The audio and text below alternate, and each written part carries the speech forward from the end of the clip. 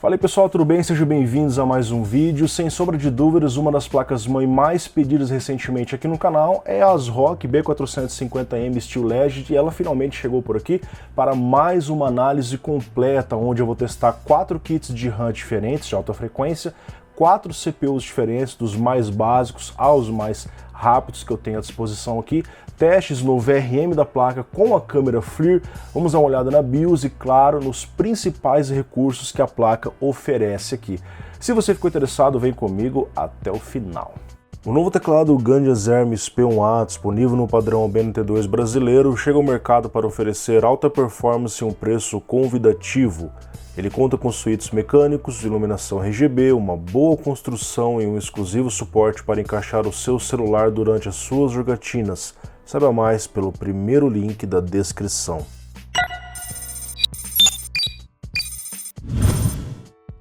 Vamos então um rápido unboxing da ASRock B450M Steel Legend. Vocês vão ver que aqui na parte da frente da caixa tem algumas informações escritas em português.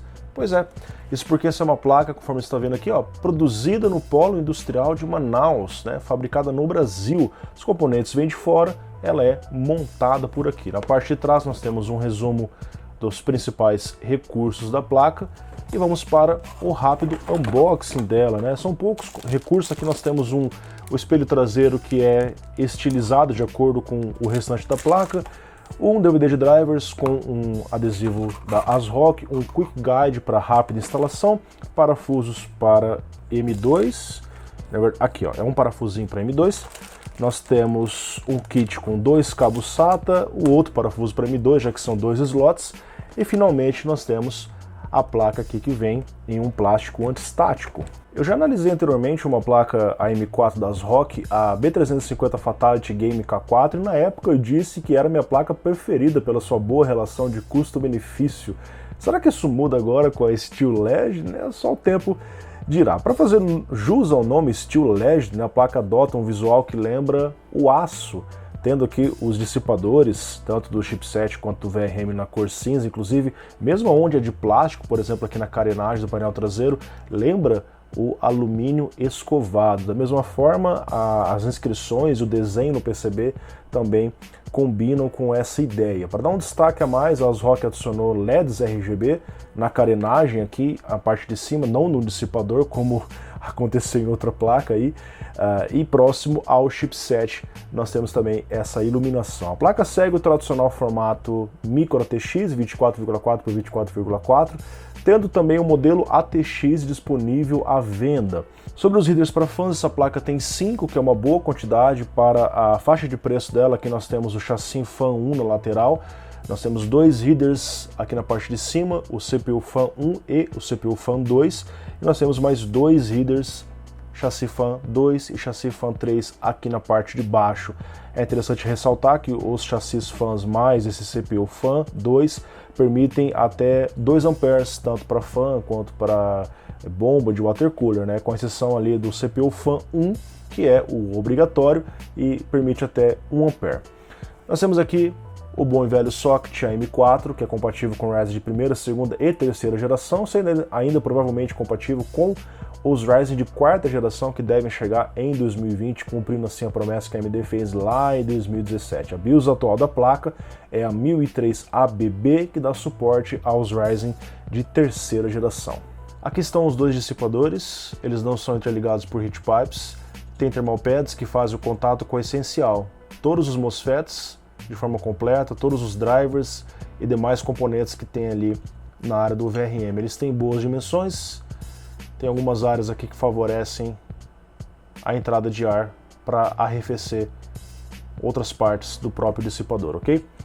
Deixando eles aqui de lado então, nós temos aqui um típico VRM de placa AM4 intermediária, 4 mais 2 fases, onde em cada fase nós temos 3 MOSFETs na parte do V-Core, na parte do SOC, 4 MOSFETs por fases. O PWM utilizado é o P9505, ele controla 6 fases no esquema 4 mais 2, através dos drivers MOSFETs que estão aqui no meio dos indutores.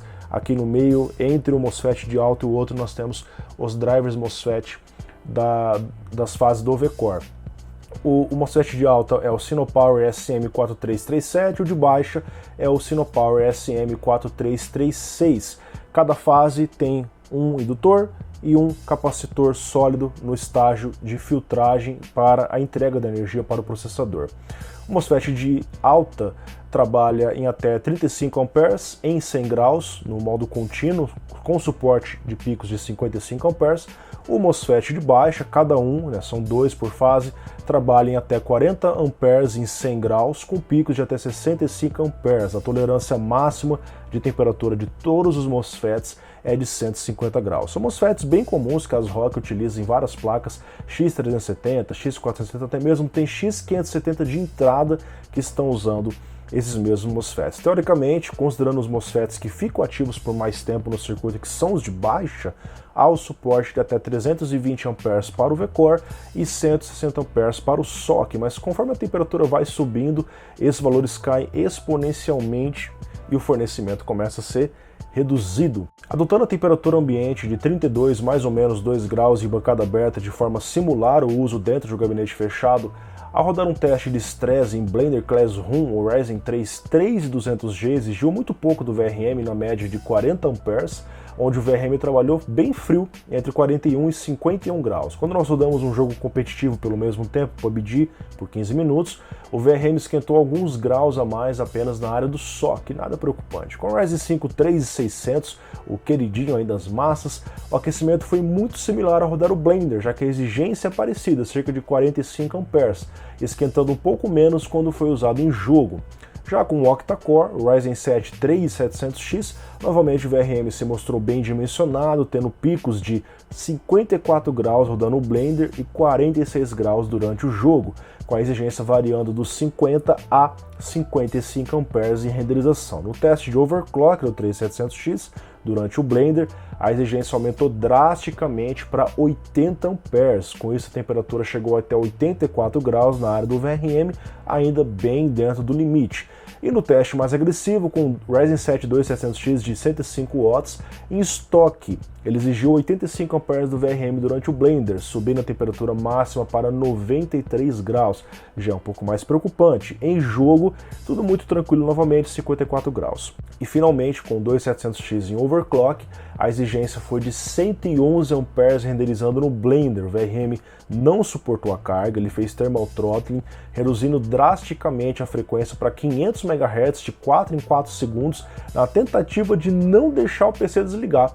Na verdade não foi suficiente, porque o PC deu tela azul antes mesmo que eu completasse o teste dos 15 minutos. Pela câmera térmica, nós vemos que o calor já estava irradiando pelas laterais, chegando a 117 graus. Esse nível de exigência é similar ao que o 3900X exige em estoque. Portanto, a minha recomendação para a B450M Steel Legend é que você use até o 2700X em estoque na segunda geração e na terceira geração até o 3800X em estoque. Se você é aquele cara que curte fazer overclock, para a segunda geração eu recomendaria até o 2600X, para a terceira geração até o 3700X. Bom, a placa tem 4 slots de memória DDR4 com suporte a Dual Channel na frequência de até 3533 e 64 GB de memória. Eu fiz o teste com 4 kits de RAM diferentes, um Team Group 3000 MHz L15 2x4 GB, um HyperX 3000 CL15 2x8 GB, um G-Skill SniperX 3400 CL16 2x8 GB e um G-Skill Trident Zenil 3600 CL14 2x8 GB. Todos rodaram perfeitamente apenas ativando o XMP na BIOS. O último kit, o Trident Zenil CL14 3600, é feito exclusivamente para a terceira geração. Aqui na parte lateral da placa nós vemos o header RGB 12 volts para que você utilize aí as suas iluminações RGB, o conector de alimentação principal, USB 3.0 frontal, 4 conexões SATA 6 GB que permitem o RAID 0, o RAID 1 e o RAID 10. Aqui na parte de baixo da placa nós vemos os headers do painel frontal, o Clear CMOS, duas USB 2.0 para você usar aí em water coolers, em outros sistemas que usam essas USBs ainda antigas. A gente tem outro header 12 volts RGB e o header 5 volts também, o ADD, né, o header endereçável. A placa tem dois slots M2, um chamado de M2 Ultra e um M2 comum. Esse aqui é apenas para SSDs M2 do tipo SATA 2280, ele está bem posicionado, longe da placa de vídeo. E esse slot aqui, M2, permite SSD PCI Express 3.0 X4 32 GB, né, o NVMe mais rápido, até 2280. Ele está ao lado da placa de vídeo, talvez ele esquente um pouquinho por conta disso aqui, né, que ele fica próximo ao backplate dela. A placa tem 3 slots PCI Express, um X1, 2 X16, esse primeiro é o mais indicado sempre, ele tem esse reforço metálico adicional para segurar as placas mais pesadas que nós temos no mercado, não é? E por fim, nós temos aqui a parte de trás da placa, aonde nós temos 8 USBs, são duas USBs 2.0, 4 USBs 3.0, duas USBs 3.1 geração 2, suporte a 10 GB, inclusive uma delas é a tipo C reversível. Tem ainda aquelas conexões legadas, né, PS2, mouse e teclado, DisplayPort, HDMI para vídeo integrado, no caso de você usar CPUs com final G, rede Gigabit, conexão de áudio 7.1 com a entrada ótica. A BIOS da placa segue um design similar visto em outras placas da ASRock. No menu inicial é possível ver o resumo e a versão da BIOS atual. Em Alceto Tweaker podemos configurar o CPU, fazer overclock manual, ajustar o XMP e times na memória, alterar o Infinity Fabric, aplicar a tensão offset ou fixa no CPU, usar o Load Line Calibration e etc. Em Advanced podemos configurar coisas como switches de PCI Express, PBO e limites da placa. Em Hardware Monitor, para fãs, monitoramento, Security Boot e Exit para as funções básicas de atualizar BIOS, configurações de dispositivos de boot, HDs, SSDs, salvar e sair. Pessoal, chegamos então ao final de mais um breve review e eu confesso para vocês que eu recebi essa placa com um certo entusiasmo porque muitas pessoas estavam pedindo para eu testar a famosa Steel Legend, né, o aço lendário da ASRock, não é? E realmente é uma boa placa intermediária, atende bem a demanda, né? Tem bons recursos on-board, aceitou vários kits de RAM de alta frequência, tem dissipadores duplos, não são todas as placas B450 nessa faixa de preço que trazem dissipador, isso é um diferencial muito interessante. Sobre os CPUs testados, né? Como ela é uma placa de segunda geração, ela atende perfeitamente todos os CPUs de segunda geração que foram lançados originalmente para ela, até o 2700X em estoque. É importante a gente deixar claro isso para vocês, porque a placa garante estoque. Overclock é lucro, que depende de N variáveis.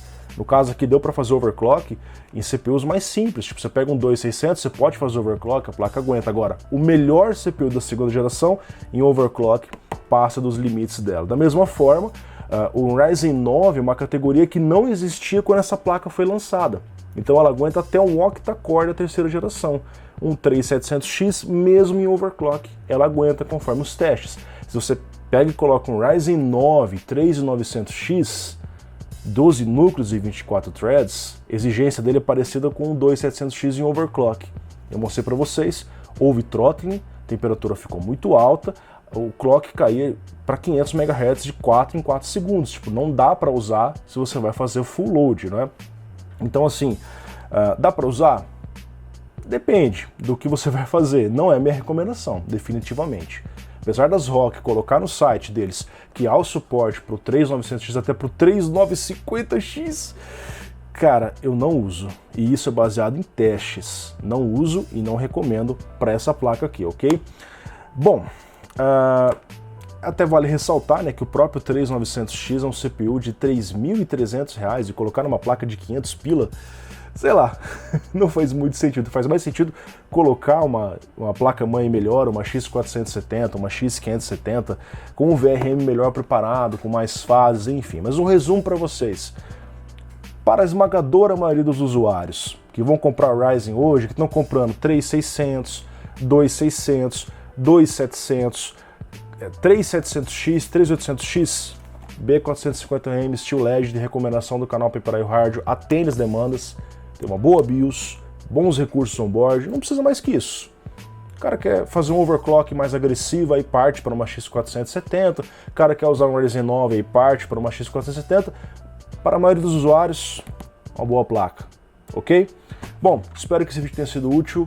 O preço dela hoje no mercado, bem interessante, aí na faixa dos R$530, né? Achei bem interessante, fabricação nacional, e em breve eu trago mais reviews para vocês. Um grande abraço, deixe seus comentários. Até mais.